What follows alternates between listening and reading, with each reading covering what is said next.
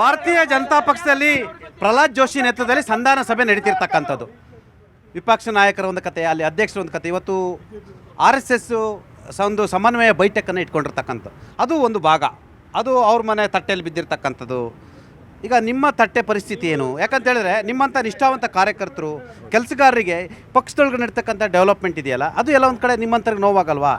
ಸರಿ, ಅಲ್ಲಲ್ಲ, ನಿಮ್ಮಂಥವ್ರಿಗೆ ನೋವು ಆಗುತ್ತಾ ಇಲ್ವಾ?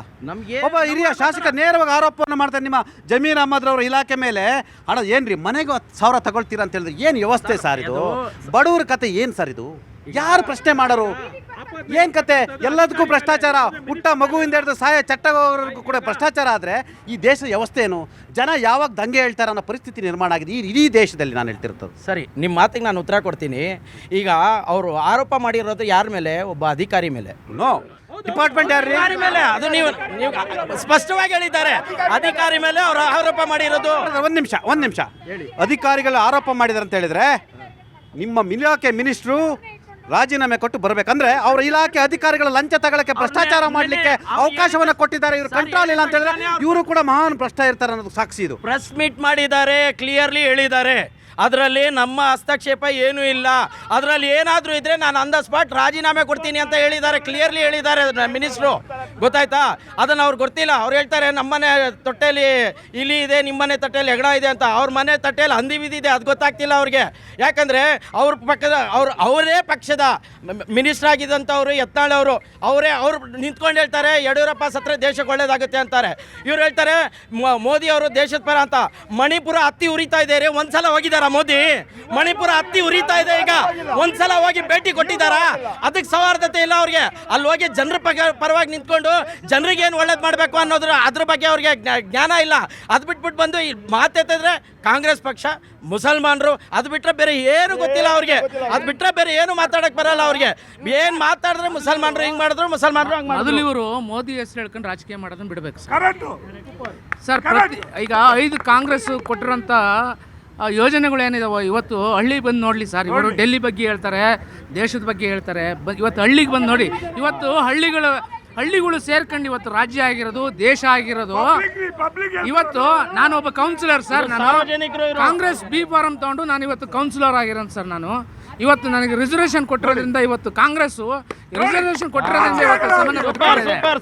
ಆ ರಿಸರ್ವೇಷನ್ ಬಗ್ಗೆ ಅವರು ವಿರೋಧಿಸ್ತಾರೆ ಸರ್. ರಿಸರ್ವೇಷನ್ ತೆಗೀರಿ ಅಂತಾರೆ. ನಿಮ್ಮ ಶಾಸಕರಿಗೆ ಏನು ಎಚ್ಚರಿಕೆ ಕೊಡೋಕ್ಕೆ ಶುರು ಮಾಡ್ತೀರಾ? ನಿಮ್ಮ ಶಾಸಕರು ಇವತ್ತು ಸರ್ಕಾರದ ವಿರುದ್ಧ, ಭ್ರಷ್ಟಾಚಾರ ವಿರುದ್ಧ ಆರೋಪಗಳು ನೇರವಾಗಿ ಮಾಡ್ತಿದ್ದಾರೆ. ಆಂತರಿಕವಾಗಿ ಒಂದು ವ್ಯವಸ್ಥೆ ಇರುತ್ತೆ. ನಿಮ್ಮ ಶಾಸಕರು ನಿಮ್ಮ ಮರ್ಯಾದೆ ತೆಗಿತಿಲ್ವ ಸರ್ ಪಾರ್ಟಿದು? ಆನೆಸ್ಟಾಗಿ ಮಾತಾಡಿ ಪಾಪ, ನೀವು ಆನೆಸ್ಟಾಗಿ ಮಾತಾಡಬೇಕಲ್ವಾ ಸರ್? ನಮ್ಮ ಶಾಸಕರು ಕೆಲಸ ಮಾಡೋದ್ರಲ್ಲಿ ಎಲ್ಲ ಮುಖ್ಯವಾಗಿರ್ತಾರೆ. ಆದರೆ ಅಧಿಕಾರ ಮಾಡಿದ್ರೆ ನಾವೇನು ಸರ್ ಮಾಡೋದು? ಅಧಿಕಾರಿಗೆ ಎಚ್ಚರಿಕೆ ಕೊಟ್ಟಿದ್ದಾರೆ ಎಲ್ಲ ಮಂತ್ರಿಗಳು ಸೇರಿ, ಎಲ್ಲ MLAಗಳು ಸೇರಿ. ದಯವಿಟ್ಟು ಮಾತು ಹೇಳ್ಬೇಡಿ. ಅಧಿಕಾರಿಗಳನ್ನ ಕಂಟ್ರೋಲ್ ಇಟ್ಕೊಳ್ಳೋಕ್ಕಾಗಲಿಲ್ಲ ಅಂತ ಹೇಳಿದ್ರೆ ನಿಮ್ಮದು ಸರ್ಕಾರ ಅಲ್ಲ, ಅಧಿಕಾರಿಗಳ ಸರ್ಕಾರವನ್ನು ನಡೆಸ್ತಾ ಇಲ್ಲ. ಅಧಿಕಾರಿಗಳ ಸರ್ಕಾರನ ಹೇಳ್ಬಿಟ್ರೆ ಈ ಜನಪ್ರತಿನಿಧಿಗಳು ಯಾಕೆ ಬೇಕು? ಅದಕ್ಕೆ ಅಧಿಕಾರಿಗಳು ತನಿಖೆ ನಡೀತಾ ಇದೆ, ಡಿಪಾರ್ಟ್ಮೆಂಟಲ್ಲಿ ಎನ್ಕ್ವೈರಿ ನಡೀತಾ ಇದೆ. ಅದಕ್ಕೆ ಅಂತ ಎಷ್ಟು ಡಿಪಾರ್ಟ್ಮೆಂಟಲ್ಲಿ ಎನ್ಕ್ವೈರಿ ನಡೀತಿದೆ ಗೊತ್ತಾ ಈ ಸರ್ಕಾರದಲ್ಲಿ? ಎಷ್ಟು ಗೊತ್ತಾ ನಿಮಗೆ? ಸುಮಾರು 79ಕ್ಕೂ ಹೆಚ್ಚು ಡಿಪಾರ್ಟ್ಮೆಂಟ್ ಎನ್ಕ್ವೈರಿ ನಡೀತಿದೆ. ಯಾರಿಗೆ ಶಿಕ್ಷೆ ಆಗಿದೆ ಸರ್? ಈಗ ಭ್ರಷ್ಟಾಚಾರನ ತಡಿಬೇಕಂದ್ರೆ ರಾಜ್ಯದಲ್ಲಿ ಸರ್ ಡಿಪಾರ್ಟ್ಮೆಂಟಲ್ಲಿ ಎನ್ಕ್ವೈರಿ ಮಾಡಲೇಬೇಕು. ಅವ್ರನ್ನ ಶಿಸ್ತಿನ ಕ್ರಮ ತಗೊಂತೀವಿ. ತಾವು ಉತ್ತರ ಕೊಡ್ತೀನಿ ಸರ್. ಈಗ ಸರ್ಕಾರಿ ನೌಕರರು ಸರ್ಕಾರ ಬಂದಾಗ ಅವ್ರ ಎಂಪ್ಲಾಯ್ಮೆಂಟ್ ಆಗಿರಲ್ಲ ಸರ್. ಎಲ್ಲ ಸರ್ಕಾರಗಳು ನಿಮ್ಮ ಸರ್ಕಾರ ಅವ್ರನ್ನ ಕಂಟ್ರೋಲ್ ಮಾಡಕ್ ಆಗ್ತಾ ಇಲ್ಲ. ಯಾಕಂತ ಹೇಳಿದ್ರೆ ನೀವೇ ಹಳಿ ತಪ್ಪಿದ್ದೀರಾ. ನೀವೇ ಭ್ರಷ್ಟಾಚಾರ ಕೈ ಹಾಕಿದ್ರೆ ಅಧಿಕಾರಿಗಳಿಗೆ ಅದು ಸುಲಭ ಆಗುತ್ತೆ ಸರ್. ಹಾಗಾಗಿ ಅಧಿಕಾರಿಗಳು ನಿಮ್ ಕಂಟ್ರೋಲ್ ಇಲ್ಲ, ನೀವೇ ಇಲ್ಲಿ ಬಕಾಸುರ ಆಗಿದ್ದೀರಾ. ನಾನು ಹೇಳ್ತೀನಿ ಸರ್, BJP ಗೌರ್ಮೆಂಟ್ ಅಲ್ಲಿ ಇದ್ದಲ್ಲೂ ಅದೇ ಅಧಿಕಾರಿ ಇರ್ತಾರೆ, ಕಾಂಗ್ರೆಸ್ ಗೌರ್ಮೆಂಟ್ ಇದ್ದಲ್ಲೂ ಅಧಿಕಾರಿ ಇರ್ತಾರೆ ಸರ್. ಭ್ರಷ್ಟರಾಗೋದು ಅಧಿಕಾರಿಗಳು ಬಿಟ್ರೆ ಚುನಾವಣೆ ಆಗಿರಲ್ಲ ಸರ್. ಅವರು ಅಧಿಕಾರಿಗಳು ಎಲ್ಲರೂ ಬಂದಾಗ ಹೆಂಗ್ ಬೇಕೋ ಅವರು ತಾಳೆ ಹಾಕಂತಾರೆ, ಹೆಂಗ್ ಬೇಕಾದ್ರು ಮಾಡ್ಕೊಂಡು ಹೋಗ್ತಾರೆ ಸರ್. ಅದನ್ನ ಕಂಟ್ರೋಲ್ ಇಟ್ಕೊಳ್ಳೋದು ನಮ್ಮ ಸರ್ಕಾರ. ಬ್ರದರ್, ಇದು ಒಳ್ಳೆ ಎಕ್ಸಾಂಪಲ್ ಅಲ್ಲ. ಅಧಿಕಾರಿಗಳು ಲಂಚ ತಗೊಂತಾರೆ, ಅಧಿಕಾರಿಗಳನ್ನ ಕಂಟ್ರೋಲ್ ಮಾಡ್ತೀವಿ, ಡಿಪಾರ್ಟ್ಮೆಂಟ್ ಎಂಕ್ವೈರಿ ಮಾಡ್ತೀವಿ, ಅದು ಒಳ್ಳೆ ಆನ್ಸರ್ ಅಲ್ಲ. ದಯಮಾಡಿ, ಇದು ನೀವೊಬ್ರು ಕೌನ್ಸಿಲರ್ ಆಗಿದ್ದೀರಾ, ಕೂಲಾಗಿ ಮಾತಾಡಿ. ಕರೆಕ್ಟಾಗಿ ಕೇಳಿ ಸರ್. ಇದು ಲಂಚಾವತಾರ ಇವತ್ತು ನಿನ್ನೆ ದುಡ್ಕೊಂಡಿಲ್ಲ. ಮಾನ್ಯ BJPಯ ದಕ್ಷಿಣ ಭಾರತದಲ್ಲಿ ರಾಜ್ಯ ಸರ್ಕಾರ ಬರೋಕ್ಕೆ ಕಾರಣಕರ್ತರಾದಂಥ ಮಾನ್ಯ ಯಡಿಯೂರಪ್ಪನಿಂದನೇ ಇದಾಗಿದೆ. ಕುದುರೆ ವ್ಯಾಪಾರ ಯಾವತ್ತು ಸ್ಟಾರ್ಟ್ ಆಯಿತು ಅವತ್ತಿಂದ ಲಂಚ ಬಾಕತನ ಕರ್ನಾಟಕದಲ್ಲಿ ಉಗಮ ಆಯಿತು. ಒಂದು. ಎರಡನೇ ವಿಚಾರ, ಲಂಚ ಇವತ್ತು ನೆನೆದಿಲ್ಲ. ನಮ್ಮ ರಾಜೀವ್ ಗಾಂಧಿ ಪೀರಿಯಡಲ್ಲೂ ಲಂಚ ಅವತಾರ ಇತ್ತು. ಕೇಳಿಸ್ಕೊಳ್ಳಿ, ನಾನು ನಿಜ ಮಾತಾಡ್ತಾ ಇದ್ದೀನಿ. ಈಗಲೂ ಇದೆ. ಕೇಳಿಸ್ಕೊಳ್ಳಿ ಸರ್, ಇವಾಗಲಿದೆ. ಇದನ್ನು ಹೋಗ್ಲಾಡ್ಸಕ್ಕೆ ಪರ್ಫೆಕ್ಟ್. ನೀವು ಒಬ್ಬ ಕಾರ್ಯಕರ್ತ ಒಪ್ಕೊಂಡ್ರಿ. ಯಡಿಯೂರಪ್ಪ ಕುಟುಂಬದಿಂದ ಲಂಚಾವತಾರ ಆರಂಭ ಆಯ್ತು ಅಂತ ಹೇಳ್ತಾರೆ. ಅಲ್ಲಲ್ಲ, ಇದು ರಾಜೀವ್ ಗಾಂಧಿ ಕಾಲದಲ್ಲಿ ₹1 ಹಣ ಕೊಟ್ರೆ ನೀವು ಯಡಿಯೂರಪ್ಪ ಕುಟುಂಬದಿಂದ ಲಂಚ ಹೋಗಮ ಆಯ್ತಲ್ಲ ಹೇಳ್ತಾ ಇದ್ರು. ರಾಜೀವ್ ಗಾಂಧಿ ಹೇಳ್ತಾ ಇದ್ರು, ನಾವು ₹1 ಬಿಡುಗಡೆ ಮಾಡಿದ್ರೆ 85 ಪೈಸಾ ಮಧ್ಯದಲ್ಲಿ ಸೋರಾಗ್ತಾ ಇತ್ತು. ಎಸ್ ಸರ್, ಕೊಟ್ಬಿಡ್ತೀನಿ. ಆಮೇಲೆ ₹10 ಸರ್ಕಾರದ ದುಡ್ಡು ಜನರ ಕೈಗೆ ಹೋಗೋ ಸತ್ತಲ್ಲಿ ಮಂಜುಗಡ್ಡೆ ತರ ಕರಗುತ್ತೆ ಅಂತ ರಾಜೀವ್ ಗಾಂಧಿನ ಹೇಳಿದ್ದಾರೆ. ಇದು ನಿಜ. ಆದ್ರೆ ಇದನ್ನ ಹೋಗ್ಲಾಡ್ಸಕ್ ಸರ್ವ ಪ್ರಯತ್ನ ಕಾಂಗ್ರೆಸ್ ಪಕ್ಷ ಮಾಡ್ತಾನೆ ಇದೆ. ಇವತ್ತು ಮಾಡುತ್ತೆ, ನಾಳೆನೂ ಮಾಡುತ್ತೆ. ಜಮೀರ್ ಅಹಮದ್ ಅವ್ರು ಹೇಳಿದ್ದಾರೆ, ಇಂಟರ್ನಲ್ ಅವ್ರಿಗೆ ಒಂದು ಪನಿಷ್ಮೆಂಟು, ಇಲ್ಲಾಂದ್ರೆ ಅವ್ರನ್ನ ಕೆಲಸದಿಂದ ತೆಗೆಯುವಂತಹ ಕಾನೂನು ತಂದೆ ತರ್ತೀವಿ ಅಂತ ಹೇಳಿದ್ದಾರೆ. ಯಡಿಯೂರಪ್ಪನ ಕುದುರೆ ವ್ಯಾಪಾರದಿಂದಾನೆ ಇವತ್ತು ಲಂಚ ಬಾಕತನ ಗೌರ್ಮೆಂಟ್ ಅಧಿಕಾರಿಗಳಿಂದ ಹಿಡಿದು MLAಗಳವರೆಗೂ ಹಬ್ಬಿದೆ. ಯಾವತ್ತು ಇವ್ರು 20 ಕೋಟಿ 30 ಕೋಟಿ ಅಂತ ಸೆಷನಲ್ಲಿ ಹೇಳಿದ್ದಾರೆ.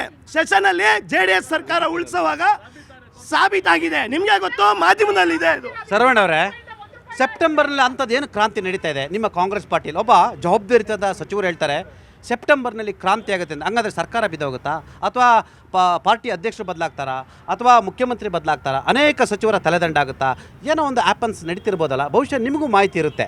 ಹಾಗಾದರೆ ಸೆಪ್ಟೆಂಬರ್ ಕ್ರಾಂತಿ ಏನು? ನೀವು ಕಾಂಗ್ರೆಸ್ನ ನಾಯಕರಾಗಿರೋದ್ರೆ ನಾನು ಕೇಳ್ತಾ ಇದ್ದೀನಿ. ಈಗ ಕ್ರಾಂತಿ ಅಂದಿದ ತಕ್ಷಣ ಅದೇನು ಕೆಟ್ಟ ಪದ ಅಲ್ಲ ಸರ್. ಕ್ರಾಂತಿ ಅನ್ನೋದು ಒಂದು ಒಳ್ಳೆ ಬೆಳವಣಿಗೆ ಇರುತ್ತೆ. ಅದನ್ನೇ ಅವರು ಹೇಳ್ಕೊಂಬರ್ತಾರೆ. ಮುಂದಿನ ದಿನಗಳಲ್ಲಿ ಒಳ್ಳೆ ಬೆಳವಣಿಗೆ ಏನು ಹೇಳ್ತೀನಿ, ಮುಂದಿನ ದಿನಗಳಲ್ಲಿ ಒಳ್ಳೆ ಘೋಷಣೆಯನ್ನು ಮಾಡ್ತೀವಿ. ಪಕ್ಷ ಅದನ್ನ ನಿರ್ಧಾರ ತಗೊಳ್ಳುತ್ತೆ. ಯಾವ್ದಾದ್ರು ಒಂದು ಹೊಸ ಸ್ಕೀಮ್ನ ಬಿಡ್ತೀವಿ, ಏನೋ ನಡೆಯುತ್ತೆ, ಅದು ಅನೌನ್ಸ್ ಮಾಡಿದಾಗ ಹೇಳ್ತೀನಿ. ಅದಕ್ಕಿಂತ ಮೊದಲಾಗಿ ಮೇಡಮ್ ಅವ್ರು ಹೇಳಿದ್ರು, ಭ್ರಷ್ಟಾಚಾರನ ನಿಯಂತ್ರಣ ಮಾಡೋಕ್ಕೆ ಮೋದಿ ಅವ್ರು ಬಂದ್ರೆ ಅಂತ ಹೇಳಿದ್ರು. ಮೇಡಮ್ ಅವರೇ, ದಯವಿಟ್ಟು ತಮ್ಗೊಂದು ಮಾಹಿತಿ ಕೊಡ್ತೀನಿ. ಸ್ವಿಸ್ ಬ್ಯಾಂಕಲ್ಲಿ 14 ವರ್ಷ ಹಿಂದೆ ಏನಿತ್ತು, ಇವತ್ತು 300 ಟೈಮ್ ಜಾಸ್ತಿ ಆಗಿದೆ. ಅದಕ್ಕೆ ಉತ್ತರ ಕೊಡೋಕ್ಕಾಗತ್ತಾ ನಿಮ್ಮ ಕೈಲಿ? ಅದನ್ನು ಉತ್ತರ ಕೊಡೋಕ್ಕಾಗತ್ತಾ? ಆನ್ಸರ್ ಮಾಡಿ.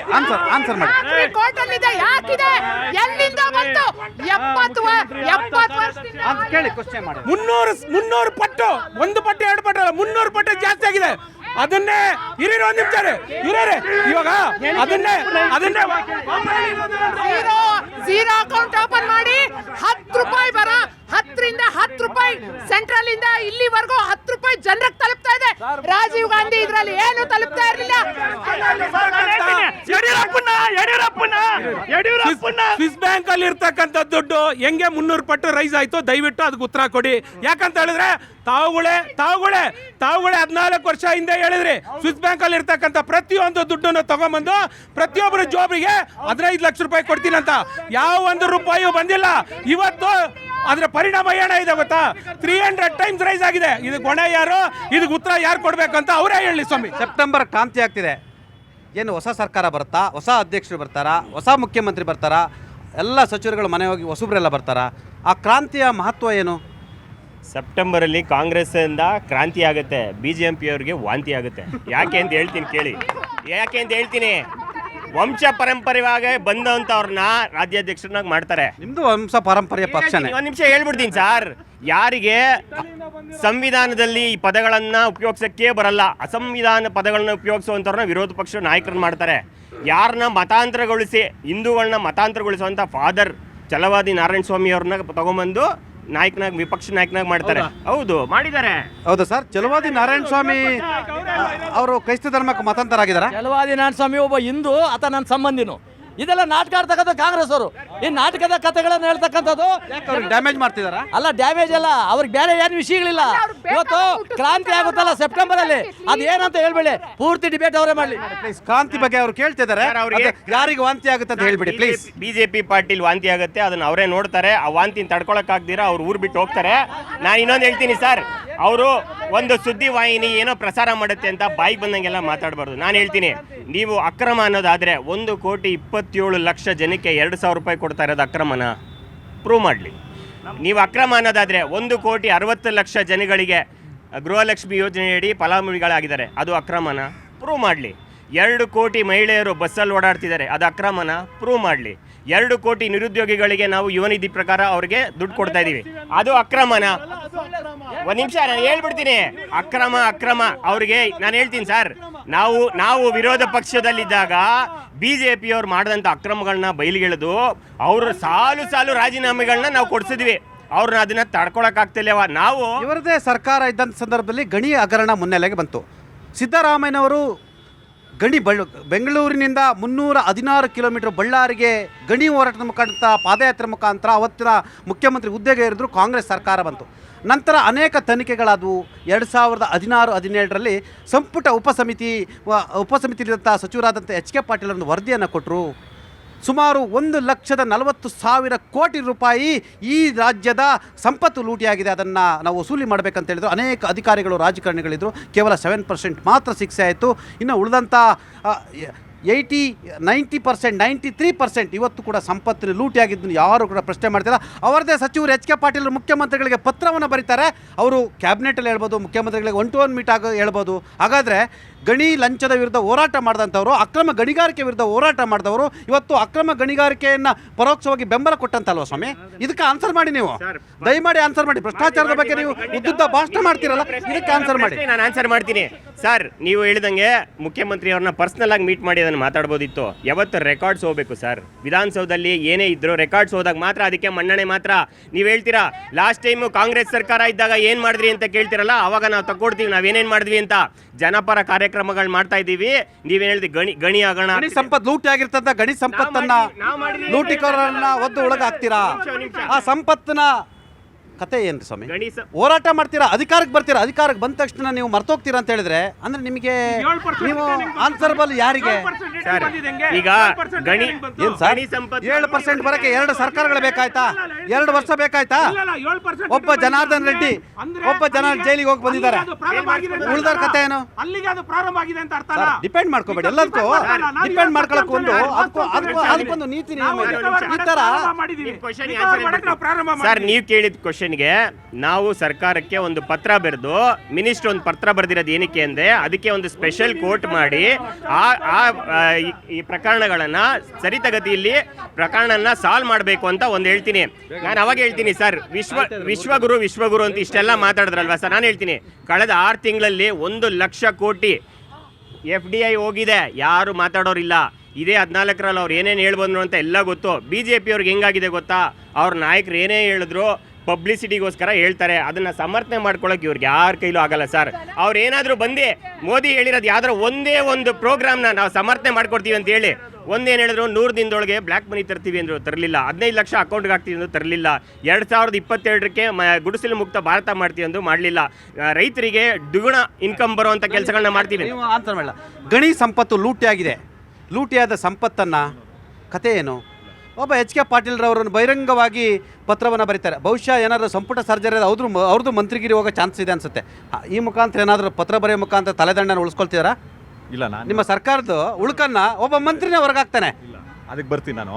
ಅಲ್ಲ, ಅದಕ್ಕೆ ಬರಬೇಕು, ಅದನ್ನೇ ಮಾತಾಡ್ಬೇಕು. ನಾನು ಕೇಳಿದ ಪ್ರಶ್ನೆ ಆನ್ಸರ್ ಮಾಡ್ಬೇಕೇನ್ರಿ? ನೀವು ಸೆಪ್ಟೆಂಬರ್ ವಾಂತಿ ಬಗ್ಗೆ ಮಾತಾಡೋದು ಬೇಡವಾ? ಸೆಪ್ಟೆಂಬರ್ ಬಗ್ಗೆ ಅವ್ರು ಮಾತಾಡಿದ್ರು. ಗಣಿ ಸಂಪತ್ತು ಲೂಟಿ ಆಗಿದ್ದನ್ನ ತಾವೇ ಪಾದಯಾತ್ರೆ ಮಾಡಿದ್ರಿ. ಪರ್ಸ್ಪೆಕ್ಟಿವ್ ಹೇಳ್ತೀನಿ, ಕೇಳಿಸ್ಕೊಳ್ಳಿ. ಸೆಪ್ಟೆಂಬರ್ ವಾಂತಿ ಬಗ್ಗೆ ವಿಷಯಾಂತರ ಈ ವಿಷಯಗಳೇನಿದೆಯಲ್ಲ, ಒಬ್ಬ ಮಂತ್ರಿನೋ ಅಥವಾ ಮಾಜಿ ಮಂತ್ರಿನೋ ಮಾಜಿ ಮುಖ್ಯಮಂತ್ರಿ ಕುಮಾರಸ್ವಾಮಿ ಅವ್ರದ್ದು ಒಂದು ಟ್ರೆಂಡ್ ಇದೆ, ಯಾವಾಗಲೂ ಮಾಡ್ತಾರವರು. ಆಲ್ ಆಫ್ ಅ ಸಡನ್ ಎದ್ದು ಬರ್ತಾರೆ, ಇನ್ನು 6 ತಿಂಗಳಲ್ಲಿ ಸರ್ಕಾರ ಬಿದ್ದೋಗುತ್ತೆ ಹೋಗ್ರಿ ಅಂತಾರೆ. 138 ಜನ ಇದ್ದೀವಿ, ಸರ್ಕಾರ ಬೀಳೋಕ್ಕೆ ಸಾಧ್ಯನಾ? ಏನಾದರೂ ಸಾಧ್ಯನಾ? ಅವೆಲ್ಲ ಮೀಡಿಯಾ ಅಟೆನ್ಷನ್ಗೋಸ್ಕರ ಹೇಳುವಂಥ ಪ್ರಕ್ರಿಯೆ. ಇನ್ನು ನೀವು ಪಾಟೀಲ್ರ ಬಗ್ಗೆ ಹೇಳಿದ್ರಿ, ನಾನು BR ಪಾಟೀಲ್ರಾಗಲಿ ಅಥವಾ ರಾಜು ಕಾಗೆ ಅಂತ ಇಂಥವ್ರನ್ನೆಲ್ಲ ನೋಡಿದಾಗ ನನಗೆ ನೋವಾಗುತ್ತೆ ಸರ್. ನನಗೆ ಪಕ್ಷ ತಾಯಿ ಥರ, ಪಕ್ಷ ಮತ್ತು ಸರ್ಕಾರ ನನ್ನ ತಾಯಿ ಥರ. ನನ್ನ ತಾಯಿಯನ್ನು ಆ ಶಾಸಕರು ಸಚಿವರು ಎಲ್ಲರೂ ಕೂಡ ತಾಯಿಯ ಮಕ್ಕಳು ಹೇಳ್ತಾರೆ ಬಿಡಿ. ಅವ್ರು ನೋಡಲ್ಲ, ನಮಗೆ ತಾಯಿ ಅವ್ರಿಗಲ್ಲ, ಅವ್ರಿಗೆ ಮೋದಿ ತಂದೆ ಅವರಿಗೆ.